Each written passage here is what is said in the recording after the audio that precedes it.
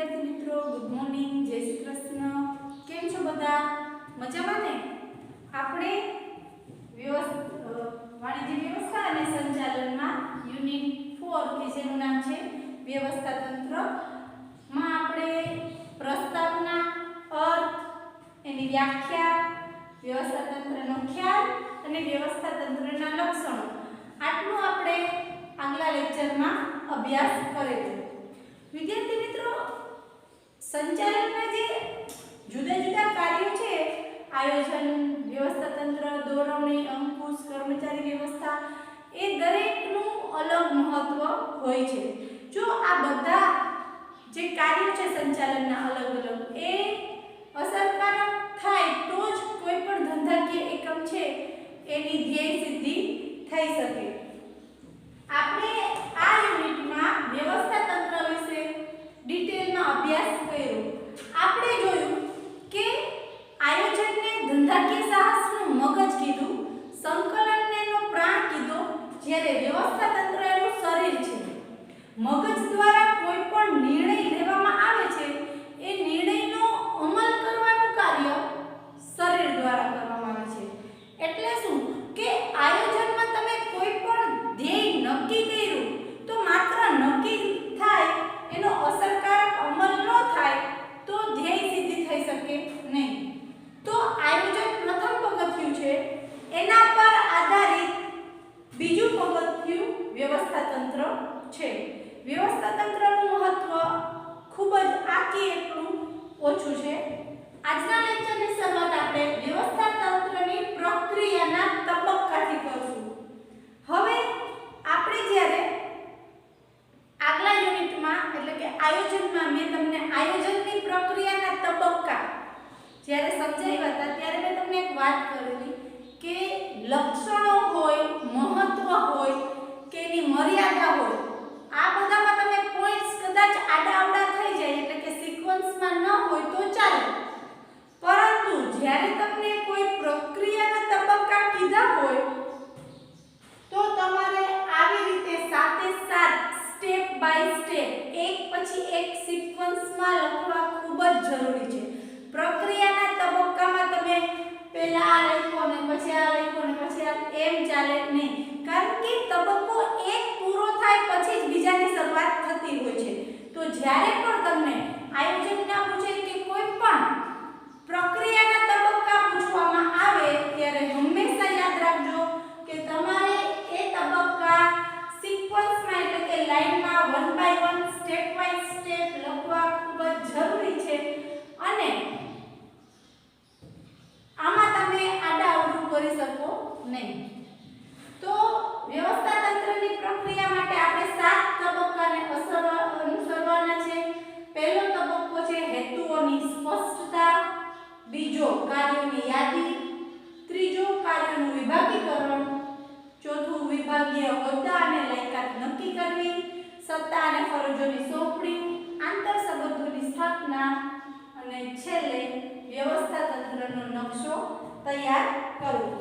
તો હવે આ બધા તબક્કાને આપણે ડિટેલમાં જોઈશું.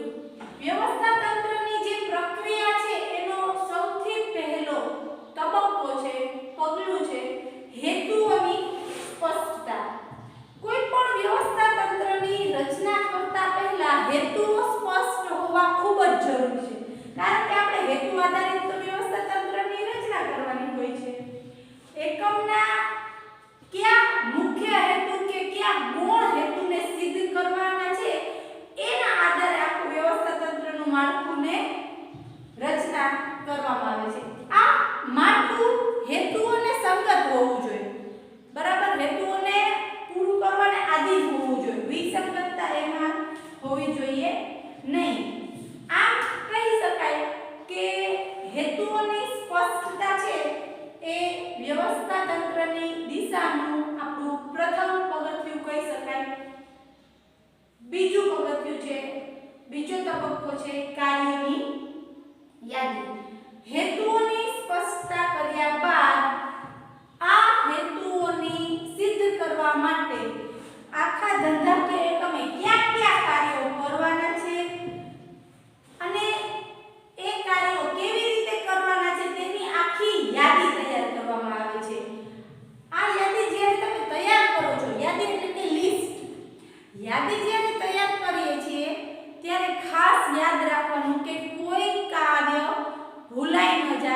કે કોઈ કાર્ય કરવાનું બેવડાય નહીં, બે જરૂરી છે.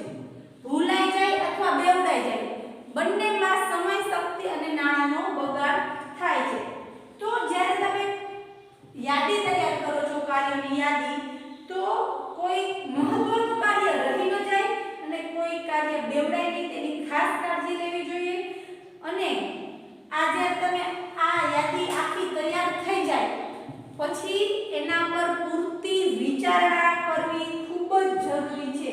વિચારણા કર્યા બાદ જ એનું તમે કાર્યોની યાદી ઉપર વિચારણા કર્યા બાદ આ કાર્યોનું ત્રીજું તબક્કો આપણો વિભાજન એટલે કે વિભાગીકરણ કરવું જોઈએ.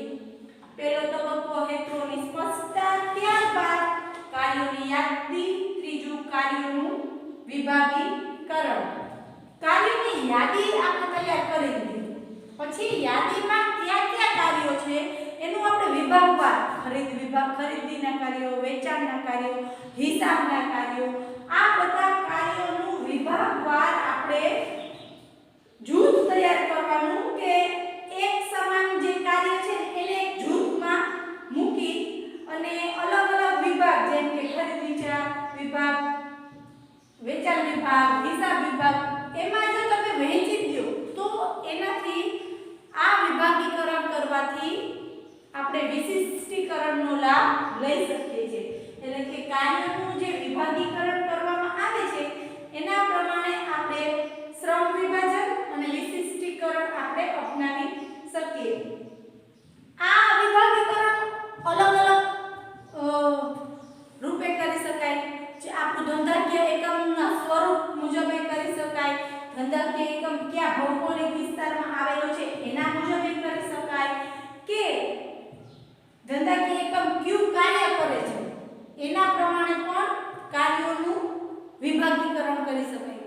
હવે ધારો કે કોઈ ધંધાકીય એકમ જે પ્રોડક્ટ બનાવે છે એ આખા દેશમાં સપ્લાય કરે છે, તો આખા દેશમાં સપ્લાય કરવા માટે એ પૂર્વ ઝોન, પશ્ચિમ ઝોન, ઉત્તર ઝોન અને દક્ષિણ ઝોન એવી રીતે ઝોન વાઇઝ અલગ 4 ઝોનમાં એનું વિભાગીકરણ કરી એમ પણ તમે એનું વિશિષ્ટીકરણ કરી શકો.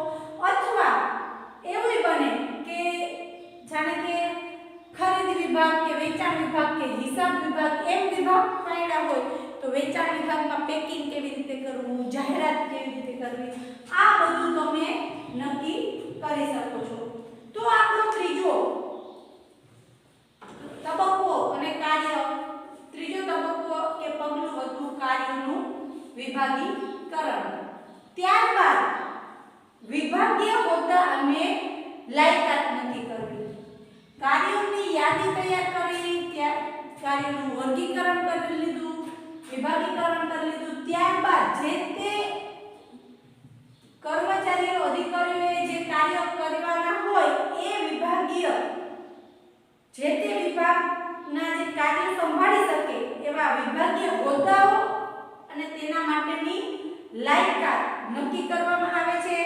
જેમ કે વેચાણ વિભાગ હોય તો એના જે અધિકારી છે એ વેચાણ અધિકારી, ખરીદ વિભાગ હોય તો એના જે અધિકારી છે એને ખરીદ અધિકારી, એમ વિવિધ વડા નક્કી કરવામાં આવે છે અને એનું જે સ્થાન, એનો જે હોદ્દો, એની જે લાયકાત એ આ તબક્કામાં નક્કી કરવામાં આવે છે.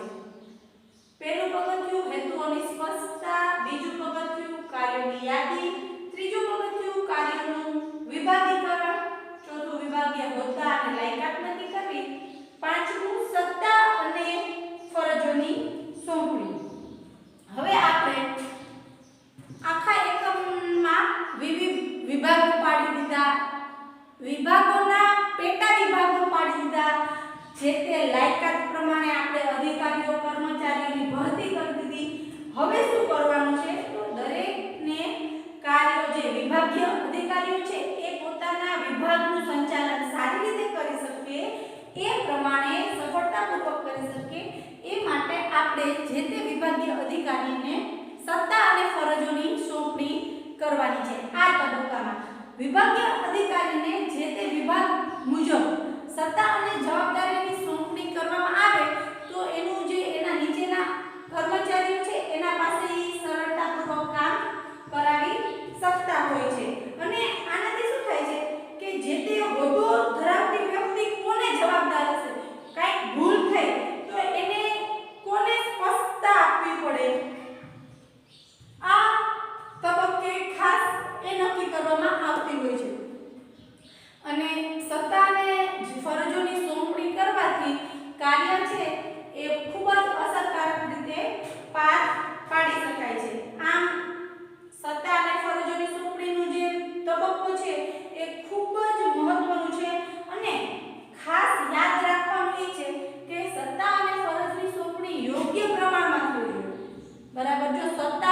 બધું આપી દે અને એ પ્રમાણે ફરજની સોંપણી ન કરવામાં આવે અથવા ફરજ વધુ હોય અને સત્તા ન હોય તો બંને અયોગ્ય કહી શકાય. તો પાંચમું તબક્કો ખૂબ જ મહત્વનો છે. છઠ્ઠું છે આંતર સંબંધોની સ્થાપના. એટલે શું કે જે વિવિધ જે વિભાગ છે આપણે જે એકમમાં નક્કી કરવામાં આવે છે એ દરેક વિભાગના જે વિભાગીય અધિકારીઓને તમે સત્તા ફરજોની લાયકાત મુજબ સોંપણી કરી દીધા બાદ આંતર સંબંધોની સ્થાપના સ્પષ્ટ રીતે થાય એ બહુ જરૂરી છે. આપણે વિભાગીકરણ કરીએ છીએ એનાથી શું થાય છે કે આખું જે વ્યવસ્થા તંત્ર છે એમાં જે સત્તા છે કે ફરજ છે એ કોઈ એક જ સ્થાને કેન્દ્રિત ન થતા એનું વિકેન્દ્રીકરણ થાય છે. એટલે કે વિભાગવાર અલગ અલગ સત્તા અને જવાબદારી એટલે કે ફરજની સોંપણી કરવામાં આવે છે. અને વિકેન્દ્રીકરણથી શું થાય છે કે આ બધી વિકેન્દ્રિત પ્રવૃત્તિ હોય છે તો આ બધી વિકેન્દ્રિત પ્રવૃત્તિઓ પર ધ્યાન રાખવું ખૂબ જ સરળ બને છે અને આંતર સંબંધોનું સ્પષ્ટતા થઈ જાય છે તો ધ્યેય સિદ્ધિ ખૂબ જ સરળતાથી થઈ શકે છે. અને આપણો વ્યવસ્થા તંત્રની પ્રક્રિયાનો આખરી છેલ્લો તબક્કો છે વ્યવસ્થા તંત્રનો આખો નકશો તૈયાર કરો. તમે આ 6 તબક્કા પૂરા કર્યા પછી જે વ્યવસ્થા તંત્રમાં જેટલા સમાયેલા અધિકારી છે કર્મચારી છે એ પોતાનો ખ્યાલ પોતાનું સ્થાન ક્યાં છે એના વિશે સ્પષ્ટ ખ્યાલ મેળવી શકે એના માટે એક આકૃતિ કે ચાર્ટ સ્વરૂપે એક વ્યવસ્થા તંત્રનો આખો નકશો તૈયાર કરવો જોઈએ. અને આ નકશો તમારે ધંધાકીય એકમમાં એવી રીતે લગાવવો જોઈએ કે સરળતાથી કોઈ પણ કર્મચારી કે અધિકારી એને જોઈ શકે. એના માટે નોટિસ બોર્ડ પર કે તમે અથવા બીજે ગમે ત્યાં સરળતાથી જોઈ શકાય એ રૂપે તમારે ચાર્ટ કે નકશો એકમના દરેક કર્મચારીઓ જોઈ શકે એના માટે તૈયાર કરીને રાખવો જોઈએ. તો આ હતા આપણા વ્યવસ્થા તંત્રની પ્રક્રિયાના તબક્કા જ્યારે પણ હજુ કહું છું કે લખવાના થાય ત્યારે સિક્વન્સમાં એક પછી એક સ્ટેપ વાઇઝ લખવા ખૂબ જ જરૂરી છે. તો આ સાથે તબક્કા આપણે ડિટેલમાં જોયા. એના પછીનો પોઈન્ટ છે વ્યવસ્થા તંત્રનું માળખું. આપણે 5 પ્રકારના વ્યવસ્થા તંત્રના માળખા જોઈ શકીએ છીએ. પહેલું રૈખિક વ્યવસ્થા તંત્ર, બીજું કાર્યાનુસાર વ્યવસ્થા તંત્ર, ત્રીજું વૈદિક વ્યવસ્થા તંત્ર, ચોથું અવૈદિક વ્યવસ્થા તંત્ર અને પાંચમું શ્રેણિક વ્યવસ્થા તંત્ર. આ 5 પ્રકાર છે જે વ્યવસ્થા તંત્રના એને આપણે હવે એક પછી એક ડિટેલમાં જોઈશું. સૌથી પહેલો પ્રકાર રૈખિક વ્યવસ્થા તંત્ર. સૌથી પહેલો પ્રકાર જે રૈખિક વ્યવસ્થા તંત્ર છે એ સૌથી પ્રાચીન અને સૌથી સરળ પ્રકાર છે.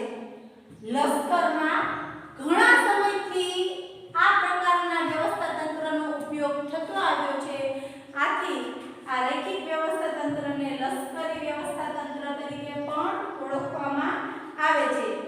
આ પ્રકારનું વ્યવસ્થા તંત્રમાં શું હોય? જે સત્તાનું કેન્દ્રીકરણ છે. કેન્દ્રીકરણ એટલે કે એક જ જગ્યાએ બધી સત્તા હોવી. આ કેન્દ્રીકરણ ઉચ્ચ સપાટીએ એક જ જગ્યાએ સત્તાનું કેન્દ્રીકરણ થયેલું હોય છે અને ત્યારબાદ ધીમે ધીમે એની સત્તા અને જવાબદારીની વહેંચણી છે એ સીધી રેખામાં રૈખિક છે એટલે કે સીધી રેખામાં ઉચ્ચ સપાટીથી તળ સપાટી. આપણે જ્યારે સંચાલનની વિવિધ સપાટીનો અભ્યાસ કર્યો તો ઉચ્ચ, મધ્ય, તળ સપાટી.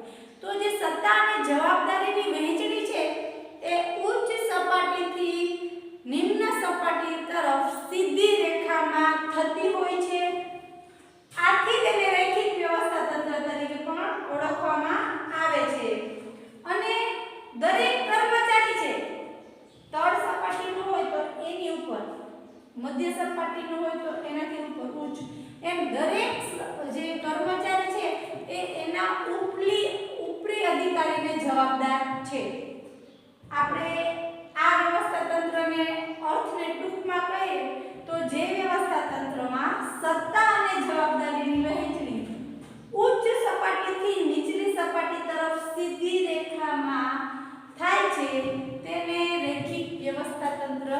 કહેવામાં આવે છે। હવે જ્યારે પણ તમને 5 માર્ક્સમાં આ પ્રશ્ન પૂછાય તો તમારે એનો અર્થ ત્યારબાદ રચના લખવાની છે। તો રચનામાં સૌથી પહેલા યાદ રાખવા માટે ખૂબ જ સરળ એક આકૃતિને તમે યાદ રાખી લેશો તો તમે આકૃતિ પ્રમાણેની રચના આસાનીથી લખી શકશો। તો ચાલો આપણે રૈખિક વ્યવસ્થા તંત્રની સૌપ્રથમ આકૃતિનો અભ્યાસ કરશું। રૈખિક વ્યવસ્થા તંત્રની આકૃતિ બરાબર રચના। સૌથી પહેલા તો સંચાલક મંડળ સૌથી ઉપર શું આવશે સંચાલક મંડળ। આપણે જોયું હતું કે પ્રસ્તાવનામાં કે રૈખિક વ્યવસ્થા તંત્રમાં સત્તાનું કેન્દ્રીકરણ એક જ જગ્યાએ એટલે કે સંચાલક મંડળમાં સૌથી સર્વોચ્ચ સત્તા એના પાસે હોય છે।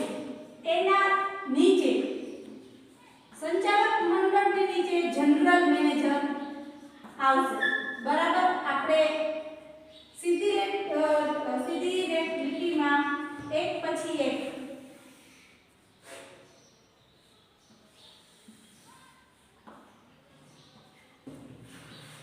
ચાલો સંચાલક મંડળ એની નીચે જનરલ મેનેજર આવ્યા।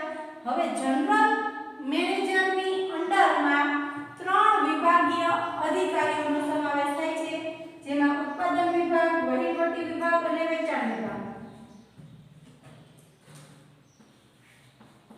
ઉત્પાદન વિભાગ,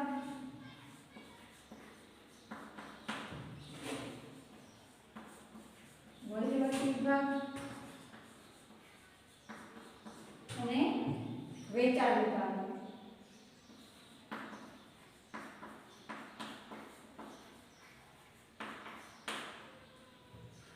હવે ઉત્પાદન વિભાગના પણ બે પેટા પ્રકાર અહીં પડે છે।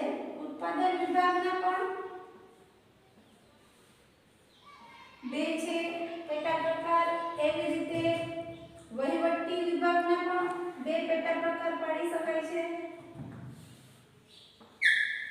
અને વેચાણ વિભાગના પણ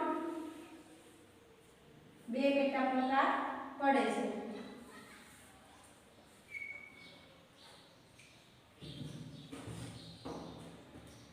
ઉત્પાદન વિભાગના બેમાં ખરીદ અધિકારી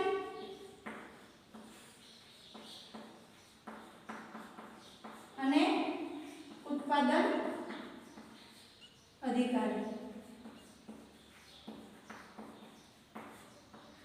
જો આકૃતિ તમે વ્યવસ્થિત યાદ રાખશો તો એના પરથી આપણે જે રચના લખવાની થશે રચનાના મુદ્દા કે આપણે તો એ ખૂબ જ સરળતાથી આપણે યાદ રહી શકશે। હવે વહીવટી અધિકારીમાં બે પાછા છે પેટા પ્રકાર, વહીવટી અધિકારી અને હિસાબી અધિકારી।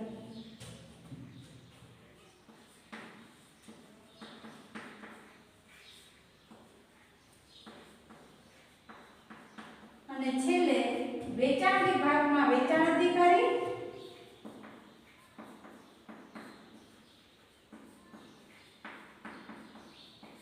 અને વિજ્ઞાપન અધિકારી। વિજ્ઞાપન એટલે કે એડવર્ટાઇઝમેન્ટ।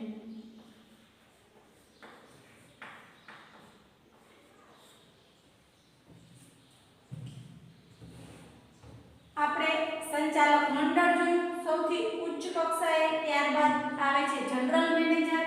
જનરલ મેનેજર માં આપણે 3 બીજા પેટા ભાગ પડ્યા છે। પહેલો ઉત્પાદન વિભાગ, વહીવટી વિભાગ, વેચાણ વિભાગ।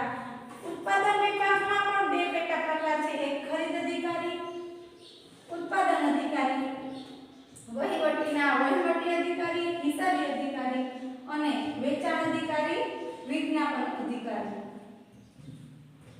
હવે ખરીદ અધિકારી ની અંડરમાં આવશે કારકુન। કારકુન એટલે ક્લર્ક જે હિસાબ કિતાબ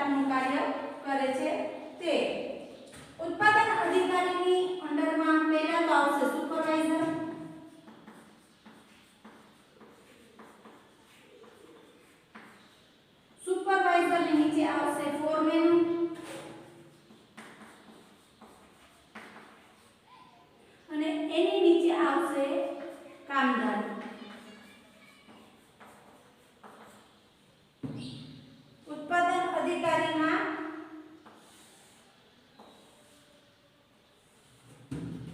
અંડરમાં આવશે સુપરવાઇઝર, એની અંડરમાં ફોરમેન અને એની અંડરમાં કામદારો. હવે વહીવટી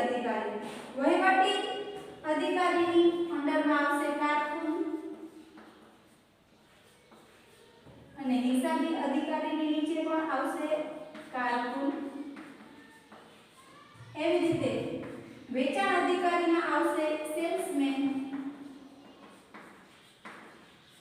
અને વિજ્ઞાપન અધિકારીમાં અંડરમાં આવશે કર્મચારીઓ.